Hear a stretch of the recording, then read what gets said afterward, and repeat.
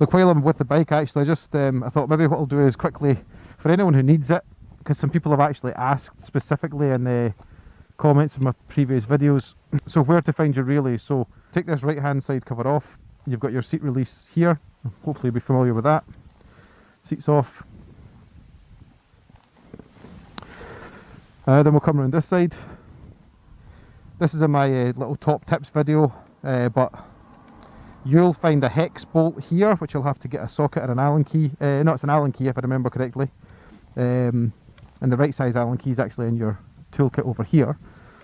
But if you've got a GoPro or similar action camera, the bolts for the GoPro mounts fit here perfectly, and it means you don't have to get the tools out every time you want to take this left hand side panel off. So there's a little tip for you. So we'll get in behind this left hand side panel. Just put that down quickly. So this is a Euro 5 model. This has 3 relays. So these are your relays here. There's 1, 2, 3. And these actually are on a little, if you pull that off, you see a little holder here, and there's a little mount for it just here. It slides in this slot here, keeps them all nice and secure. And it really is a simple case of just, you know, pulling the relay out. So this is the Hitchcocks relay. This is the upgraded relay. See, they've got their Hitchcocks motorcycles and their part number on the side.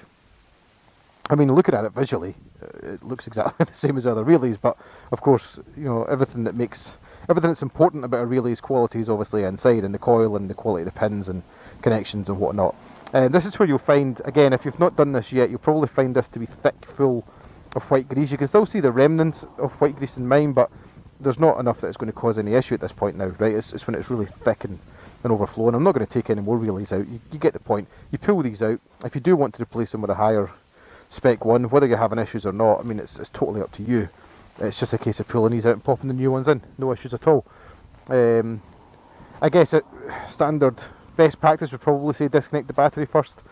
I've never seen anyone doing that myself, and certainly I don't think it's necessary because the power's killed anyway. Once you're done with it, make sure you put these back in the little mounts, because I'd imagine bouncing around inside here, if it's not on the mount, wouldn't be healthy for them. So for anyone who needed it, that's where you find your relays. That's how you replace them.